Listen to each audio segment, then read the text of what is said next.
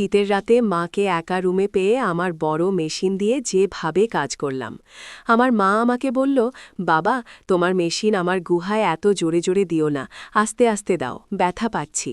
Hello বন্ধুরা, আমি তোমাদের নূপুর আপু।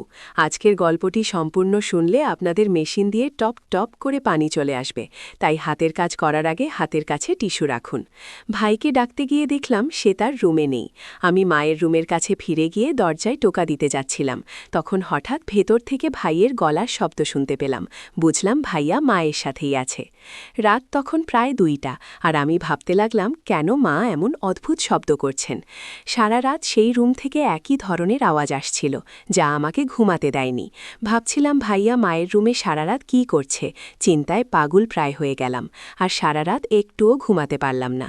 তাই ভাবলাম মা অসুস্থ কিনা দেখে আসি। সেখানে গিয়ে যা দেখলাম তা দেখে আমি হতভম্ব হয়ে যাই। দেখলাম ভাইয়া আর মা। দয়া করে গল্পগুলো ভালো লাগলে ভিডিওটি লাইক, শেয়ার এবং চ্যানেলটি সাবস্ক্রাইব করো প্লিজ। আমি প্রিয়া। 1 বছর আগে আমার দাদু ঠাকুমা আমাদের সঙ্গে থাকত। একদিন আমার ঠাকুমা আর মা বাজারে যাওয়ার পথে দুর্ঘটনায় পড়েন। সেই দুর্ঘটনায় মা এবং ঠাকুমা আমাদের ছেড়ে চলে যান। তখন থেকে বাড়িতে আমরা মাত্র 4 জন ছিলাম, আমি, আমার ভাই, দাদু আর বাবা। পাড়া প্রতিবেশীরা বাবাকে পুনরায় বিয়ে করার জন্য পরামর্শ দিতে থাকেন, কিন্তু বাবা তাতে রাজি হননি। 8 মাস আগে দাদু আমাদের বাড়িতে একজন কাজের মেয়েকে রাখেন। আমি তখন 13 বছর বয়সী ছিলাম, তাই রান্নার চেষ্টা করলেও সবসময় সফল হতাম না। এদিকে বাবার রেস্তোরাঁও যাওয়া আসা চলত, এবং সেখানে এক 27 বছর বয়সী মেয়ে নিয়মিত আসত। তার নাম মারিয়া, এবং সে বাবার থেকে প্রায় 15 বছর ছোট ছিল। তবুও সে বাবার প্রতি আগ্রহী ছিল, বাবাকে অনেক পছন্দ করত, আর বাবা তখন 42 বছর বয়সী ছিলেন।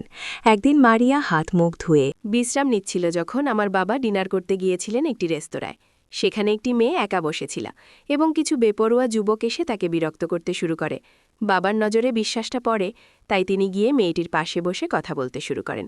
এতে যুবকরা সরে যায়। এরপর থেকে মারিয়া আর আমার বাবার মধ্যে আলাপচারিতা শুরু হয়। যতবারই আমরা রেস্তোরাঁও যেতাম, মেয়েটি আমাদের টেবিলে এসে বাবার সঙ্গে কথা বলত। ধীরে ধীরে আমার বাবার সঙ্গে মেয়েটির সম্পর্ক বাড়তে থাকে। একদিন মেয়েটি বাবাকে জানায় সে একটি রুম ভাড়া নিতে চায়, বাবার সাথে সময় কাটাতে চায়, কিন্তু বাবা বিশ্বাসটা এড়িয়ে যান। পরদিন মেয়েটি আবার ফোন করে বাবাকে রাজি করানোর চেষ্টা করে, কিন্তু এরই মধ্যে কিছু লোক মারিয়াকে বাধা দেয় এবং বিব্রতকর পরিস্থিতি সৃষ্টি করে।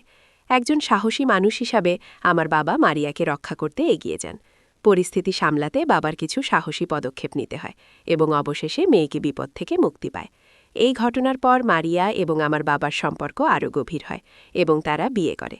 এখন মারিয়া আমাদের পরিবারের অংশ, এবং আমার নতুন মা হয়ে উঠেছেন। প্রথমবারের মতো আমি তাকে দেখলাম, তিনি অনেক সুন্দর। আমার বাবার জীবনে নতুন অধ্যায় শুরু হয়েছে, এবং আমি তাদের সুখী দাম্পত্য জীবন প্রত্যক্ষ করছি। এদিকে আমার নতুন মাকে দেখে মনে হচ্ছিল বাবার থেকেও আমার ভাইয়া অনেক খুশি হয়েছে। তারপর আমি বাবার সাথে দেখা করতে গেলাম, দেখি বাবা রুমে নাই। পরে যখন বাবা বাথরুম থেকে বের হয়ে তার রুমে যাচ্ছিলেন, আমি তাকে আলিঙ্গন করে নিজের রুমে ফিরে এলাম। প্রতি রাতে বাবার সাথে দেখা করেই ঘুমাতে যেতাম। আমার নতুন মা আমার উপর কখনো রাগ করতেন না। বিশেষ করে যখন থেকে বাবা দ্বিতীয়বার বিয়ে করেছেন, নতুন মা বাবাকে খুব ভালোবাসতে শুরু করেছিলেন, এবং বাড়িতে সবসময় আনন্দমুখর পরিবেশ বিরাজ করত। এখন আমরা সবাই মায়ের হাতের রান্না খেতে শুরু করেছি। আমার ভাই নতুন মায়ের রান্না খাওয়ার জন্য এতটাই আগ্রহী ছিল যে কখনো কখনো সে কলেজে না গিয়ে মায়ের সাথে সময় কাটাত। সে তার মায়ের সঙ্গে গল্প করত এবং মায়ের হাতে তৈরি সুস্বাদু খাবার খেত। সেদিনও ভাই সকালে কলেজ গিয়েছিল, কিন্তু পরে তার রুমে ফিরে এসে ছবি আঁকতে শুরু করল। হঠাৎ আমার মায়ের ঘর থেকে কিছু শব্দ শুনতে পেলাম, যেন কিছু অস্বাভাবিক ঘটছে। আমি দরজার কাছে যেতেই ভাই এগিয়ে এসে বলল, আম্মু, একটু অসুবিধায় পড়েছে, তবে আমি দেখছি। আমি মনে করলাম হয়তো মায়ের সাথে কিছু জরুরি কথা আছে, তাই কিছুক্ষণ পরে ভাই রুম থেকে বেরিয়ে এলো। ভাই বলল, কিছু না, বাথরুমের লাইট নষ্ট হয়েছিল, সেটাই ঠিক করতে গিয়েছিলাম। আমি ভাবতে লাগলাম ভাইয়া নতুন মায়ের বেশি যত্ন নিচ্ছে। দিনগুলো এভাবেই কেটে যাচ্ছিল। ভাইজের জন্মদিনে আমরা সবাই একসঙ্গে খুব আনন্দ করেছিলাম। তার বন্ধুবান্ধব এবং পরিবারের সদস্যরা উপহার নিয়ে এসেছিল, যা দেখে আমি খুব উত্তেজিত হয়ে পড়েছিলাম। আমি কৌতূহলী হয়ে ভাইয়ের রুমে গেলাম। সেখানে না পৌঁছাতে পারলেও দূর থেকে দেখলাম মা এবং ভাইয়ের মধ্যে কিছু কথাবার্তা হচ্ছে। আমি রুমে ঢুকেই যা দেখলাম তা দেখে অবাক হয়ে গেলাম। ভাইয়া আমাকে জড়িয়ে আছে। আমাকে দেখা মাত্রই তারা সরে গেল। আমি তাদেরকে বললাম, তোমরা কি করছো? মা বলল, কিছু না তো, আমি তোমার ভাইকে জন্মদিনের উপহার দিচ্ছিলাম। আমি মাকে বললাম, কোথায় উপহার? একটু পরে মা ভাইজের জন্য একটি উপহার বের করে দিলেন। সেই মুহূর্তে আমার মনে অস্বস্তি থাকলেও সব সন্দেহ দূর হয়ে গেল যখন ভাই উপহারটি হাতে পেল এবং মা হাসি মুখে তাকে শুভেচ্ছা জানালেন। কিন্তু মনে মনে ভাবতে থাকলাম, কিন্তু মা ভাইয়ার সাথে এরকমভাবে ছিল কেন? আমার মায়ের মা একদিন মারিয়াকে বললেন, তুমি এই বাড়িটা খুব সুন্দরভাবে সামলেছ, আমি নিশ্চিত তুমি শাশুড়ির দায়িত্ব ভালোভাবে পালন করতে পারবে। তখন আমার নতুন মায়ের মা অর্থাৎ আমার দ্বিতীয় নানি আমাদের বাড়িতে এসে ভাইয়ার জন্য বিয়ের প্রস্তাব দিলেন। ভাইজাও বলল, এখন কি আমার বিয়ের সময় হয়েছে? নতুন মা যখন ভাইজের বিয়ের কথা শুনলেন, আমাদের মা বললেন যে এখনই বিয়ের জন্য সঠিক সময় নয়। তিনি বললেন, ভাইজের বিয়ে কিছু সময়ের জন্য স্থগিত থাকুক। এরপরে তিনি এ বিষয়ে আলোচনা শেষ করেন। মা আসার পর থেকে 1-5-2-0 দিন কেটে গেল এবং আমি মাঝে মাঝে ভাইয়ের রুমে যেতাম। 1 মাস কেটে গেল এভাবে। সবসময় ভাইয়া মায়ের সাথেই বেশি সময় কাটাত। একদিন আমার মা মারিয়া কিছু কথা বললেন, যা শুনে আমি হতবাক হয়ে গেলাম। তিনি বললেন, তোর ভাই প্রতি রাতে ঘুম থেকে উঠে কোথাও যায়। এটা শুনে আমার মনে হলো ভাইয়ের সাথে কথা বলা দরকার। কিছুক্ষণ পরে ভাই বাড়িতে এলে দেখি মা তাকে খাওয়াচ্ছেন। আমি বাবার রুমে গিয়ে বাবার সাথে কথা বললাম। একদিন রাতে আমি দেখলাম ভাইয়ের রুমে কিছু অস্বাভাবিক ঘটনা ঘটছে। আমি বুঝতে পারলাম যে দুজনের মধ্যে কিছু চলছে। সেই রাতে বাবা বাড়িতে আসেননি, কারণ তাকে কাজের জন্য বাইরে যেতে হয়েছিল। আমি দেখলাম ভাই মায়ের সাথে কথা বলছে এবং তারা দুজনেই কিছুটা আবেগপ্রবণ হয়ে পড়েছে। আমি ভাইয়ের চোখের জল মুছে দিয়ে তাকে সান্ত্বনা দিলাম। এই সময় আমি প্রথমবারের মতো দেখলাম মায়ের মুখেও একটা বিষণ্ণতা ছিল। আমি রান্নাঘরে গিয়ে মায়ের জন্য পানি নিয়ে এলাম এবং বললাম, মা, তুমি কেঁদো না, আমি তোমার পাশে আছি। কিন্তু কী বিষয়ে তারা কষ্ট পাচ্ছে সেটা তারা আমাকে বলল না। এরপর 5 দিন এভাবেই কেটে গেল। আমার ছবি তোলার শখ ছিল, তাই আমি নতুন মায়ের ছবি তোলার সিদ্ধান্ত নিলাম। মায়ের রুমে গিয়ে তাকে বসতে বললাম এবং তার ছবি তোলা শুরু করলাম। মা তার চুলগুলো সরিয়ে একদিকে বসেছিলেন আর আমি ছবি তুলতে লাগলাম। হঠাৎ দেখি মায়ের পিঠে কিছু দাগ রয়েছে। মা বললেন, এগুলো তোমায় ভারত আসার চিহ্ন। কিন্তু আমি জানি বাবা গত 5 দিন বাড়িতে ছিলেন না।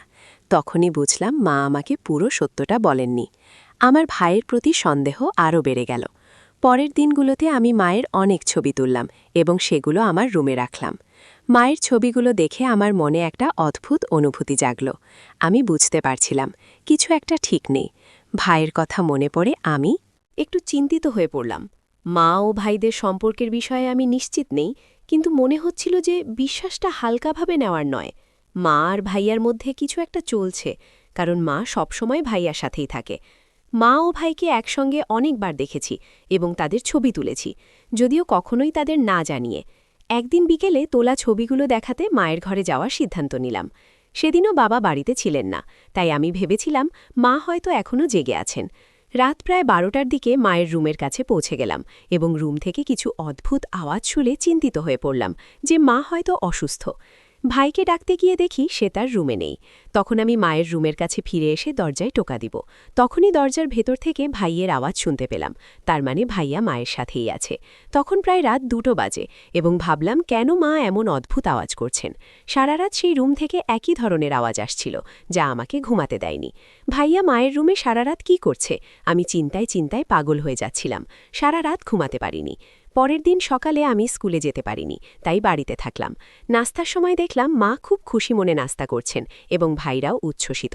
তারা দুজন আজ মনে হচ্ছিল অনেক খুশি। হঠাৎ আমার পায়ের ওপর কিছু পড়ল, তাই মাথা নিচু করে দেখতে দেখি ভাইয়ের পা নড়াচড়া করছে আমার পায়ের সাথে। এই ঘটনা আমাকে একটু অস্বস্তিতে ফেলল, তবে আমি কিছু বললাম না। ভাইয়া মায়ের পা ভেবে আমার পা নাড়াচ্ছিল। রাত 1:00টার দিকে বাবা বাড়ি ফিরলেন এবং ঘুমিয়ে পড়লেন। মা তাকে 1 গ্লাস দুধ দিলেন, যা দেখে আমি জিজ্ঞেস করলাম, মা, তুমি প্রতিদিন বাবাকে দুধ কেন দাও? মা হাসি মুখে বললেন, তোমার বাবার জন্য এটা দরকার, এতে ওনার শক্তি বাড়ে। আমি বুঝতে পারলাম না, তাই মা বললেন, তুমি এখনও ছোট, এসব বুঝতে হবে না। পরের দিন আমি ভাইয়ের রুমে গিয়ে দেখলাম সে কিছু প্রস্তাব নিচ্ছে। তার কিছুক্ষণ পর মায়ের রুম থেকে কিছু আওয়াজ শুনে আমি নিজের রুমে চলে গেলাম। কিছুক্ষণ পর ভাইজের রুম থেকে আবারও সেই আওয়াজ শুনলাম। দরজাটা একটু খোলা ছিল, তাই চুপি চুপি উঁকি দিলাম। সামনে যা দেখলাম তাতে আমি খুবই অবাক হলাম। আমি যা দেখলাম তা বিশ্বাস করতে পারছিলাম না, তাই তাদের কিছু ছবি তুলে রাখলাম। পরে নিজেকে স্থির রেখে রুমে ফিরে এলাম এবং ভাই ও মায়ের কিছু পুরনো ছবি দেখতে লাগলাম। সেই ছবিগুলো দেখে আমার মনে কিছু প্রশ্ন জাগল, কিন্তু আমি তা নিয়ে ভাবতে চাইনি। মা বাবাকে ঠকাচ্ছে, আর ভাইয়াও বাবার সাথে বেইমানি করছে, যা ঠিক নয়। মায়ের কিছু কথা আমার মনে পড়ছিল, যেখানে তিনি মাঝে মাঝে ছোট ছোট কাজের জন্য ভাইয়াকে ডেকে আনতেন তার ঘরে। আর আমি যখন সাহায্য করতে যেতাম, তিনি বলতেন, তুমি এখনও ছোট। সে সময় হয়তো কিছু বুঝিনি, কিন্তু আজ আমি যা দেখলাম তা আমাকে ভাবিয়েছিল। মাথা ঠান্ডা রেখে আমি বিছানায় গিয়ে শুয়ে পড়লাম। পরদিন সকালে বাবা অফিসে যাওয়ায় প্রস্তুতি নিচ্ছিলেন, কিন্তু হঠাৎ মা অসুস্থ হয়ে পড়লেন। ভাইয়া দেরি না করে ডাক্তারকে নিয়ে এলেন। সেই দিন আমরা এক মিষ্টি খবর পেলাম, মা গর্ভবতী। আমি এই খবরে খুব খুশি হলেও মা ও ভাইয়ার মুখে এক ধরনের অস্বস্তি দেখলাম, যেন তারা খুশি নয়। সেদিন বাবা ছুটি নিয়ে সারাদিন মায়ের খেয়াল রাখলেন। তবে মায়ের আচরণে কিছুটা অস্বাভাবিকতা লক্ষ্য করলাম। বিকেলের দিকে মা আবারও ভাইয়া রুমে গেলেন। আমি কিছুক্ষণ পরেই সেই রুমের দিকে গেলাম। দরজাটা একটু খোলা ছিল, তাই ভেতরে উঁকি দিলাম। দেখলাম মা ভাইয়াকে জড়িয়ে আছেন, আর কিছু বলছিলেন। মনে হচ্ছিল তারা ভবিষ্যৎ নিয়ে কথা বলছিল। ঠিক তখনই বাবা এসে আমাকে দেখে ফেললেন। তারপর বাবা রুমে ঢুকে তাদের ওই অবস্থায় দেখে ফেলে। বাবার মুখে কোনো অভিজ্ঞতা ছিল না। মায়ের মুখ বিবর্ণ হয়ে গেল, যেন কিছু বলতে চাইছিলেন, কিন্তু পারেননি। ভাইয়া লজ্জায় মাথা নিচু করে আছে। বাবা রুম থেকে বেরিয়ে আসার পর মায়ের মুখে একটা দুঃখের ছায়া দেখলাম। ভাইয়া বলতে থাকে যে মাকে নাকি সে 4 বছর থেকে ভালোবাসে, বাবারও অনেক আগে থেকে। বাবার ভয়ে এসব কথা বলতে পারেনি। আমার মা বলল যে আমার পরিবারের লোকেরা আমাকে অন্য কারোর সাথে বিয়ে দেওয়ার পরিকল্পনা করছিল। আমি অনেক চেষ্টা করেছিলাম, কিন্তু আমার বাবা কিছুতেই রাজি হচ্ছিলেন না তোমার ছেলের সাথে আমার সম্পর্ককে মেনে নিতে। সেই সময় সুনীল আমাকে বলেছিল, যদি আমি তোমাকে বিয়ে করতে না পারি তাহলে হয়তো জীবনে অন্য কাউকে বিয়ে করতে হবে। আমরা দুজনেই তখন একটা পরিকল্পনা করেছিলাম। ভেবেছিলাম যে সুনীলের বাবাকে বিয়ে করে পরে সব সত্যি তোমাকে জানাতাম, কিন্তু বিয়ের পর সবকিছু ঠিক হয়ে যাবে। কিন্তু বিয়ের পর সত্যিটা বলার সাহস আমাদের ছিল না। আমাদের তাই প্রতিদিন আমি দুধের মধ্যে ঘুমের ওষুধ দিয়ে তোমাকে ঘুমিয়ে রাখতাম, যাতে আমাকে তুমি না স্পর্শ করো। তার মানে বিয়ের পর থেকে বাবা মাকে একবারও স্পর্শ করেননি। তার মানে মায়ের পেটে বাচ্চার বাবা তাহলে আমার ভাই। আর আমার মায়ের কথাগুলো শুনে বাবা এসে তার কাঁধে হাত রেখে বললেন, সুনীলের ভাগ্যে সঠিক সুযোগ কখনোই আসে না, তাই সুযোগটা কাজে লাগানো উচিত ছিল। বাবা আরও বললেন, যদি তুমি আমাকে আগে জানাতে তাহলে তোমার জন্য সবকিছু ঠিকঠাক করতাম এবং তোমার পড়াশোনাও শেষ করতে সাহায্য করতাম। এরপর সুনীলকে বাবা মাফ করে দিলেন, কারণ তিনি তার নিজের সন্তানের ভুলগুলো মেনে নিয়েছেন, কিন্তু মনে মনে অনেক কষ্ট পেয়েছেন। পরের দিন বাবা তাদেরকে মন্দিরে নিয়ে গিয়ে বিয়ে দিয়ে দিলেন। এভাবেই আমার সৎ মা হতে হতে আমার ভাবি হয়ে গেলেন। জীবনের কিছু সিদ্ধান্ত সঠিক সময় নেওয়া ভালো, কারণ সময় চলে যাওয়ার পরে আফসোস করার মতো কিছুই থাকে না। গল্পটা কেমন লাগলো জানাতে ভুলবে না। আরও মজার মজার রোমান্টিক গল্প শুনতে চাইলে ভিডিওটি লাইক, শেয়ার এবং চ্যানেলটি সাবস্ক্রাইব করতে এবং বেল আইকনটি ক্লিক করতে ভুলবে না। ধন্যবাদ।